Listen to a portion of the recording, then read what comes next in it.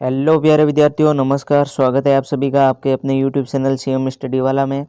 तो आज सभी के लिए बहुत बड़ी खुशखबरी लेकर आया हूँ। ठीक है, ये राजस्थान मदरसा बोर्ड की बहुत बड़ी विज्ञप्ति निकल कर आई है। क्या कुछ निकल कर आई है, मैं पूरा प्रोसेस बताऊंगा, आपको A to Z जानकारी दूंगा।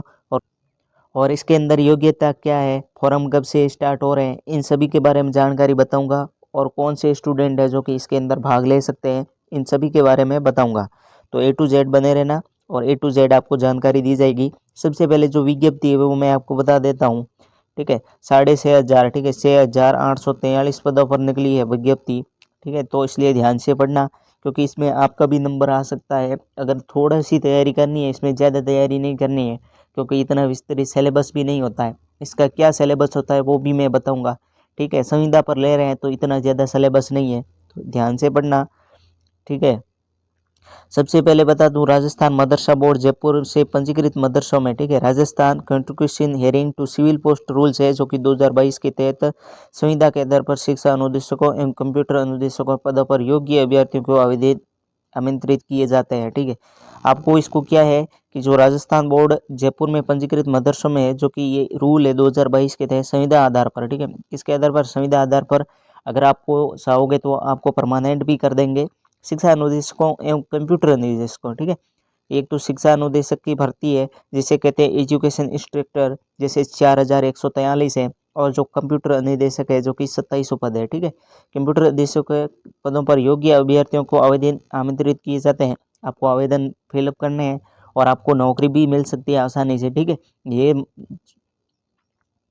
ये जो कि संविदा के आधार पर है, तो इसलिए आपको कोई टेंशन लेने की बात नहीं है। नॉर्मल सी तैयारी आपका सिलेक्शन दे सकती है। ठीक है, इसलिए विज्ञप्तियों को ध्यान से पढ़ना है, आपको एक भी मौका नहीं छोड़ना है। ठीक है, कोई भी भर्ती का एक भी मौका नहीं छोड़ना है। और मैं इस चैनल पर A to Z इसकी जानकारी दूंगा। अगर कोई नोटिफिकेशन या कोई नई अपडेट या कोई फिलअप कोई भी नई अपडेट इससे आती है तो मैं आपको बता दूंगा। इसलिए चैनल को सब्सक्राइब कर देना, ताकि भविष्य में आपके पास वीडियो आ सके। सबसे पहले मैंने आपको बता दिया कि यह संविदा कर्मियों के आधार पर है। आपको परमानेंट भी कर सकते हैं, इसका कोई गारंटी नहीं है, और परमानेंट भी करेंगे। ठीक है, ज़्यादातर भर्तियों के अंदर संविदा पर पहले लेते हैं फिर परमानेंट कर देते हैं। ठीक है, इसलिए मैं आपको बता दूँ, एक वो अभी हाल ही में कल ही एक निर्देश आया था, महात्मा गांधी जो नरेगा है उसके अंदर वो पहले थे संविदा पर थे, लेकिन अभी हाल ही में वो परमानेंट कर दिए। इसलिए आपको टेंशन लेने वाली बात नहीं है, अभी संविदा हो तो फिर आपको परमानेंट भी कर देंगे। इसकी क्या सैलरी है वो भी मैं इस वीडियो के अंदर बताऊंगा, इसलिए ध्यान से रहना। ठीक है, ध्यान से देखना पूरा। तो सबसे पहले मैं आपको बता दूं, AI के पद है जो कि मतलब शिक्षा अनुदेशक एजुकेशन का है, वो 4,143 है। और जो कि कंप्यूटर अनुदेशक है जिसके 2700 पद है। टोटल मिला के 6,843 पद है। बहुत बड़ी भर्ती है भाई, 6,843 बहुत बड़ी भर्ती है। संविदा के आधार पर ले रहे हैं, आपके डॉक्यूमेंट वेरिफिकेशन या थोड़ा नॉर्मल सा जो कि क्वेश्चन पूछ कर लेंगे। ठीक है, तो आपको टेंशन लेने की बात नहीं है। और फिर आपको ऑनलाइन आवेदन की प्रक्रिया मैं आपको बता दूं कि 27/10, ठीक है, 27/10 से प्रारंभ हो जाएगी।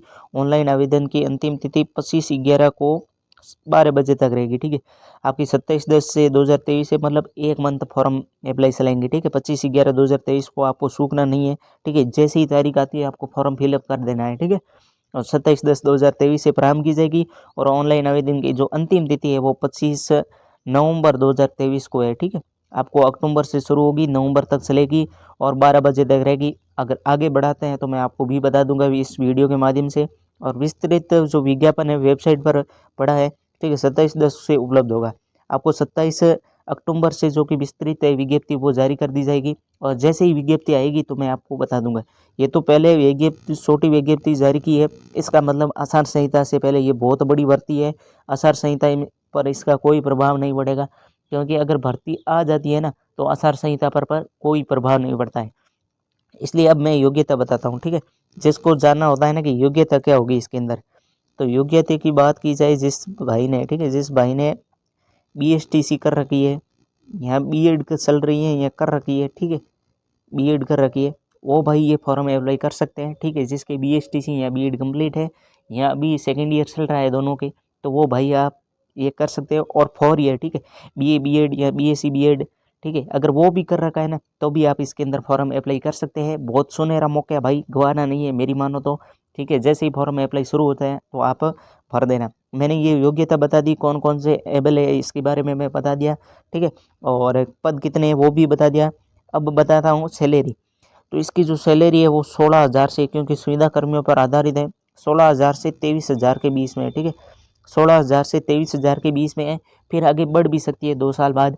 और संविदा कर्मी पर उपलब्ध है, लेकिन बाद में आपको धीरे धीरे परमानेंट कर देंगे, ठीक है। क्योंकि हर विभाग में ऐसा हुआ है कि परमानेंट भी कर है, इसलिए आपको टेंशन लेने की बात नहीं है। एक बार बस नौकरी लग जाओ, आपका जो आय का स्रोत है वो हो जाएगा, फिर आराम से पढ़ाई होगी, कोई टेंशन नहीं होगा, ठीक है। सिर पर अगर कोई टेंशन नहीं होता ना तो पढ़ाई आराम से होती है।